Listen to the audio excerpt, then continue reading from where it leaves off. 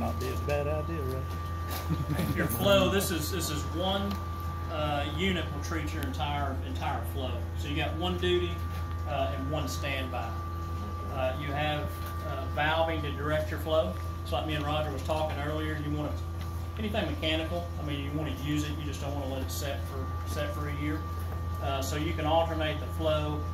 It's got isolation valving up front, so you can isolate the unit to make all your flow go through here for a month, 2 months, however long you want to do it. Shut the valve, and then you can direct flow through here for a month. Just try to maintain. Got on both of them right now, but if we want to move to that one, just shut both the top and the bottom. Mainly the influent valve, because it's gonna flow in through the base, and it comes back around and flows out. So this is actually what they call a U-shape. So you're flowing in and then around and out. So essentially you just shut the influent valve to this one and open the influent valve to that one to redirect the flow. And with the unit, all your flow goes through a fluoropolymer tube that you're seeing right here. So your lamps are actually dry. So your lamp, here's the lamp rack right here. The lamps aren't in it, Right. but you see the lamp setting right there. Oh, okay. Essentially a lamp on both sides of the tube. Flow comes in, UV on both sides. If you hadn't said that, I would have thought those lamps were going to be inside that tube. Correct. Yeah, so it's straight pipe flow. In and out. Those will be a whole lot easier to change then than what the old ones were. Correct. Yeah. Yeah, so they're not changing the UV. I mean, it's straight just sterilizing the UV. It's not killing anything, sterilizing it where it can't reproduce. 254 as far as your light, 145 watt as far as your lamps. As far as where your other one, this don't have any wipers, it don't have core sleeves, anything of that nature, because your lamps aren't in your flow. So essentially what you're having to clean, possibly annually, 2 years, quarterly, depends on how bad your wastewater is coming in. One good thing is you've got a filter prior to the UV that's going to keep this clean. And so it probably will keep your cleaning session. That's part of our problem out here, was we got a lot of clean water that comes into here. I don't know if that clean water will help or hurt. It helps. I mean, the cleaner it is going to the UV, Well, the better that's why I it was is. bringing it up, because you said, depending on how dirty the water is coming out, wondering if that clean water would help in that. It does. For instance, if you didn't have the filter and you had a washout with your solids went from 3 to 20, Right. yeah, it takes a lot more on it. Right. Because UV is power and time. So it's the amount of wattage you put into that waste. And so that's what dictates the number of lamps and dictates the size of the unit. One is how dirty that water is coming into the unit. If you've heard of membranes, now if you got a membrane that even takes out more, then it's even cleaner than your Filtering UV it out, size. Yeah, so the filter's gonna benefit you there.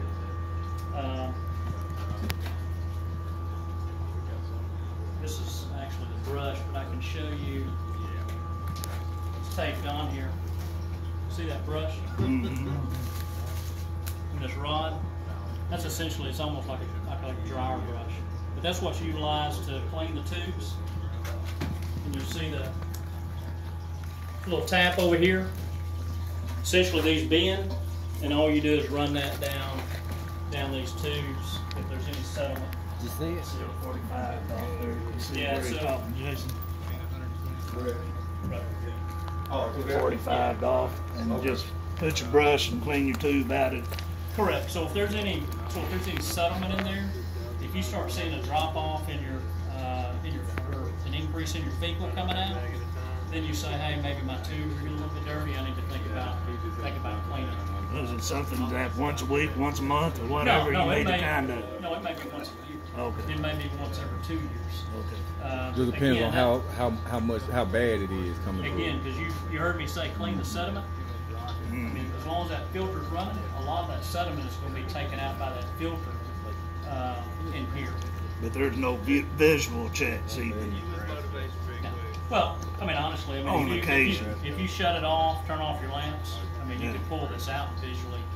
Right, because it's just a clear tube, so you can actually Yeah, look so and it's a see. clear tube, so you can actually. See, there's water in it right now. Now, you don't have breakers set up for it. I see a plug coming off of it, so y'all just got it where the UV lamps are just going to be plugged in. Correct. These Okay. small units, it's just a plug-in. Okay.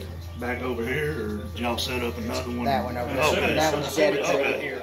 Yeah. And they're actually, the top and the bottom are separated also, so that there's a breaker for the top and a breaker for the bottom, so Here. up here. Yeah. And so it will kick, if one of them, like if you hook this one up and it blew it, the top one will still be hot. Okay. So you could be using the other You side. got There's something wrong designated for each one. for each Okay. one, that's right. And it's, like you said, it's up here in that breaker box up there. Okay. And also what we did for cleaning, if you have to clean these, if you look, there's a, see that Yeah, water spigot on each spigots side, end, yeah. you can isolate this and you can actually drain it out. After, Oh, okay. After you brush it, So then you all can this is drain the just going to solids drain out. this tank out. That's right. So it'll this drain the solids can out out. for you. Okay. Right. So you're not necessarily pumping it back out into the. Plus, when you pull that cap, the water's going to drain anyway. So you can drain it before you pull that cap Okay. to run the brush in there. That way you don't make a mess inside the room. You go. And it's fine to use water, you just don't want to pressure wash or anything like that. You don't want to scrape the tube with Okay. water hose, and that brush should be fine. Also, you can stick a water hose in that outlet down there. And Just want to make flush sure it a it's little bit just too. make sure it's drained down. Yeah.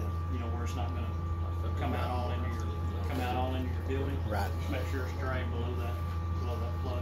Well, it might be a good little idea. Put a little small water hose here too when we're draining and get it on. There's the actually a building. hose. If you look up there, I got your brand new green hose up there. It's 10 foot long. That's what I noticed that the other day. I was That's wondering what what it's it was for. That's And what these are good for turbulent flow.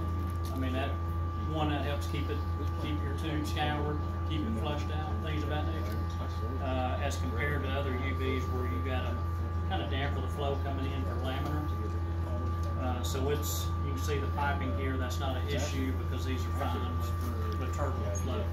Just gets the flow turbulent. It's actually better for the lamps. Yeah. Makes sense. But anyway, so I wanted to show the inside that this is a clamp, that nipple there, top and bottom, but you actually get a double run with this U-shape. So it's going through the light twice, basically. Yeah. That's keeping fluid in that plastic tube. It ought not ever. We need to swap them every now and then to help keep it from ever wanting to dry up and start cracking and whatnot. Yeah, I mean, these are activated fluoropolymer. They started out about 30 years ago. They tried some Teflon to get brittle. But the fluoropolymer, I mean, they've had them installed 25 years plus and been fine. So the tubes you shouldn't have to do anything to, except clean. You're not going to have to worry about swapping those out anytime soon. The main things you're going to swap out are the lamps. When you were pointing out those clamps, that's kind of what made me think. Yeah, no, that's just how the unit's built. Okay. But as far as the tubes, you're not going to have to do anything with those. You won't be Those are here to gonna change them allow out the when it's system. time, Jeff. I'll be dry rotted before Gauging they that by will your be. retirement. But anyway, I kind of want to run through the inside of the unit while I had it open. Right. The only display you have is on the end. Have y'all seen the O&M manual?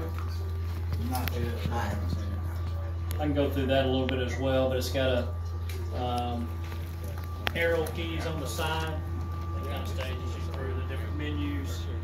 The arrow, the green button is an enter, and then the X button is a cancel and go back.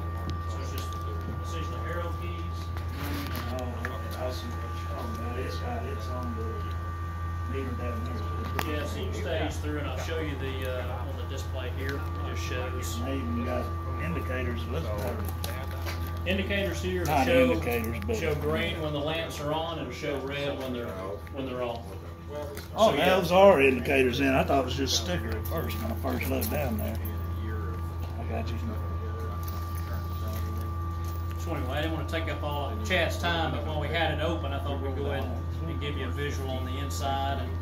And any questions on this? So as of right now, we're going to be on 24/7 until we decide whether it's going to be tied or how it's going to be tied to the flow And I meter. think Rick said he was going to be out here this morning.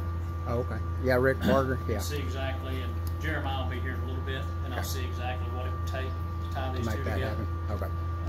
And look at that. But Jeff brought up a good point. These are temperature sensitive, so when they get up to above 120 degrees, they will shut off based on heat. So although the lamps are dry, you don't want to run it dry, because if you got UV lamps running, you know, the heat builds, Right. and if it's 100 degrees outside, you can get to that temperature. So they'll shut down to save the power or save the parts.